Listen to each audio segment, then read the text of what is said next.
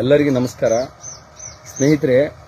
ಇತ್ತೀಚಿನ ದಿನಗಳಲ್ಲಿ ನಮ್ಮ ಈ ಒಂದು ಪೊಲೀಸ್ ಠಾಣೆಗೆ ಬರ್ತಕ್ಕಂಥ ಒಂದು ಕಂಪ್ಲೇಂಟ್ಗಳು ಏನದಾವೆ ಅದರಲ್ಲಿ ಹೆಚ್ಚಿನ ಪಾಲು ನಾವು ಅದರ ಬಗ್ಗೆ ಪರಿಶೀಲನೆ ಮಾಡಿ ನೋಡಿದಾಗ ಈ ಹೊಟ್ಟೆ ಕಿಚ್ಚಿನ ಮನೋಭಾವನೆ ಸ್ವಲ್ಪ ಹೆಚ್ಚಾಗ್ತಾ ಇದೆ. ಆ ಗ್ರಾಮದ ಯಾರಾದರೂ ಸಂಬಂಧಿಕರು ಇಲ್ಲಿ ದೂರು ಕೊಡ್ಲಿಕ್ಕೆ ಬಂದ್ರೆ ಅಥವಾ ಗ್ರಾಮದಲ್ಲಿ ಯಾರಾದರೂ ಬೆಳೀತಾ ಇರ್ತಾರೆ ಅಂಥವ್ರ ಮೇಲೆ ಯಾವುದೇ ರೀತಿ ದೂರು ಬಂದ್ರೆ ಹಿಂದ್ಗಡೆಯಿಂದ ಅವ್ರ ಕಡೆ ಇವ್ರ ಕಡೆ ಫೋನ್ ಮಾಡಿಸೋದಾಗ್ಲಿ ಅಥವಾ ಬಂದು ಹಿಂದ್ಗಡೆಯಿಂದ ಹೇಳೋದಾಗ್ಲಿ, ಸರ್ ಅವ್ನ ಕಡೆ ದುಡ್ಡು ಭಾಳ ಅದಾವೆ, ಅವನಿಗೆ ಮೆತ್ತಗೆ ಮಾಡಿರಿ, ಹೊಡೀರಿ, ಅವನ ಮ್ಯಾಗ ದುಡ್ಡು ಸುಲ್ ಮಾಡ್ರಿ, ಅವ್ನು ಸ್ವಲ್ಪ ಹಾಳಾಗ್ಲಿ ಅಂತಕ್ಕಂಥ ಒಂದು ವಿಚಾರ ಒಳಗಿಟ್ಟುಕೊಂಡು ಇಲ್ಲಿ ಬಂದು ಹೇಳ್ತಾ ಇರ್ತಾರೆ. ದಯಮಾಡಿ ಇಂಥ ಒಂದು ನಿಷ್ಕೃತ್ಯಗಳನ್ನು ಮಾಡಬೇಡಿ.